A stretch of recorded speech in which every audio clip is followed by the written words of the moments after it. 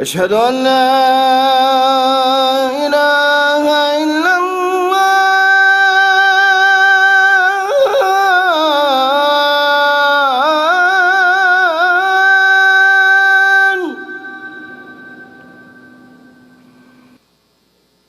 أشهد أن محمد رسول الله.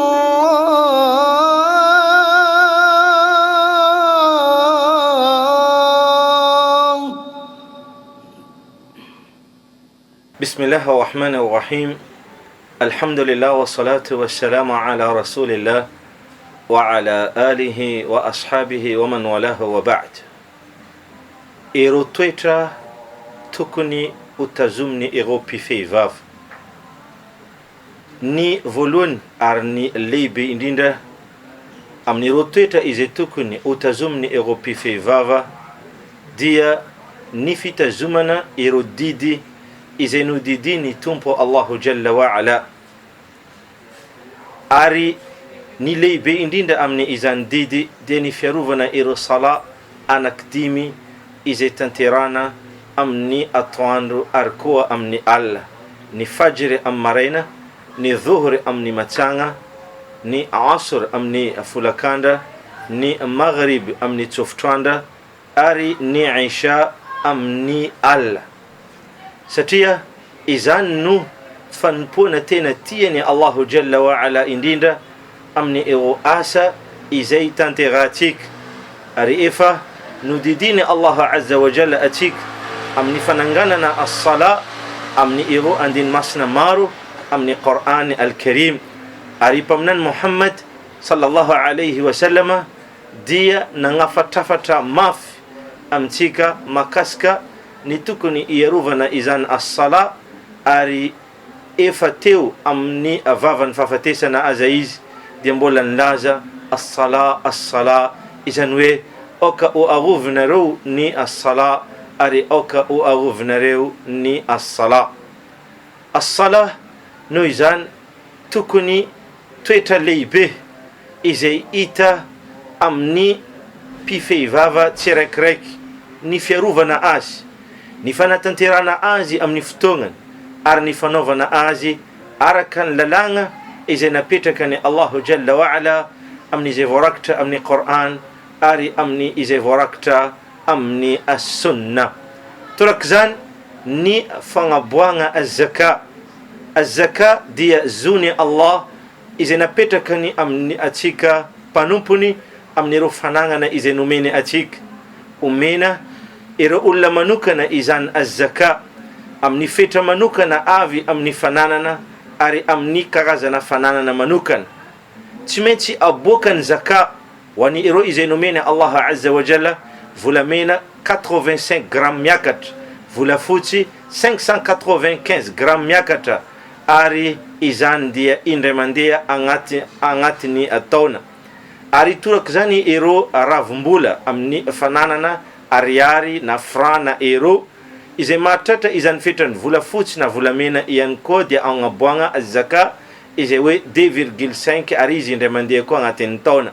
Ireo biby fiompy izay tarimina mba ahazo ny taranaka rehefa avy eo amidy, ireny biby ireny dia agnaboagna az-zaka ihany koa. Ny rameva 5 miakatra, ny omby 30 miakatra, ny ondry ary ny bengy 70 miakatra no agnaboagna az-zaka indray mandeha ihany koa agnatin'ny taona.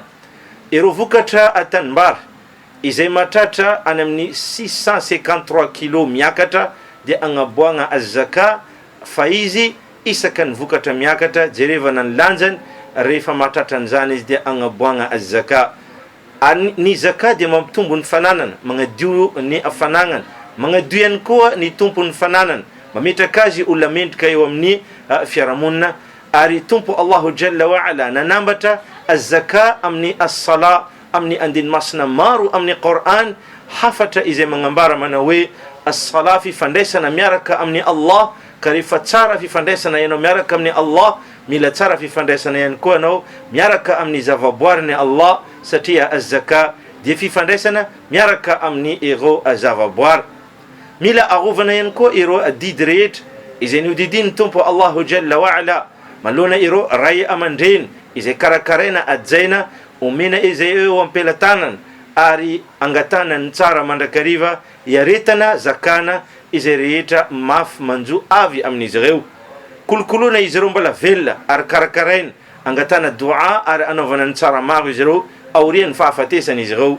Ny ray aman-dreny kosa dia manana didy alohany izany amin'ireo zanakany, ny amola volany azy mba ho mpanompony Allah tsara, ary koa mba ahafantatra ny finognany Allah al-Islam, ahay amaky ny Qur'an, ahafantatra ireo sunna, ary koa ahafantatra ireo didy amandalagnany Allah, ary tezaina amin'ny as-sala, amin'ny fifehezana ary amin'ireo karazana tsara rehetra.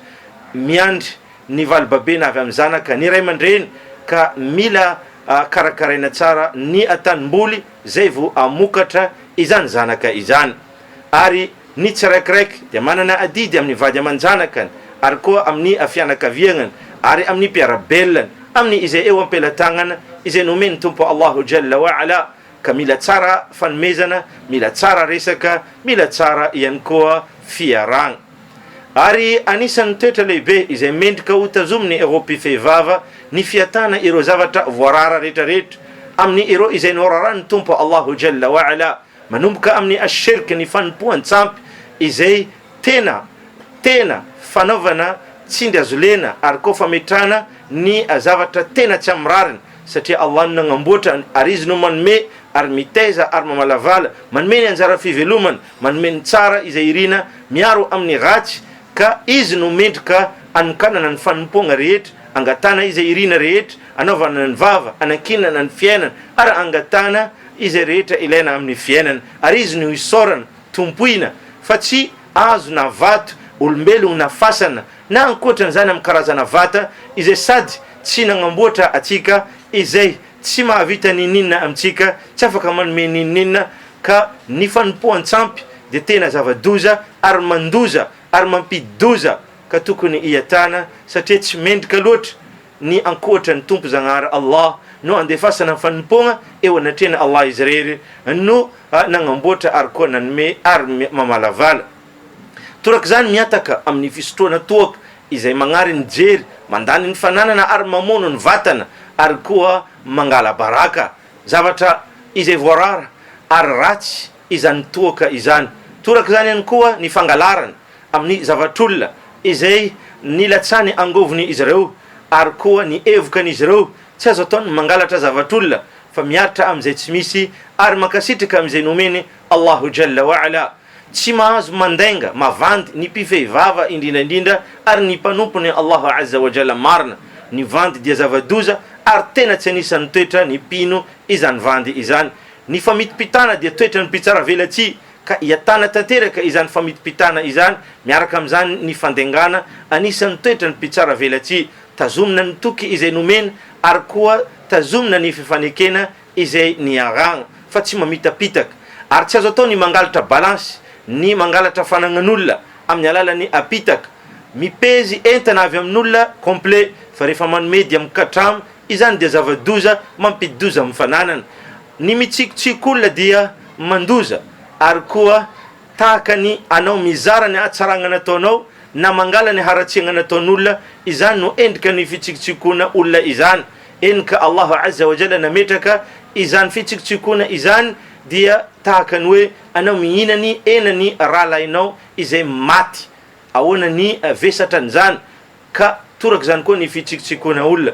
Ny fampiadivana olona monafika etsery dia manalavitra ny olona anankiray amin'ny toetra mendrika, ary efa nampitandremy ny mpaminany mafy amin'ny izany tsy fidirana amin'ny paradisa ireo olona izay monafika mampipiady olona etsery.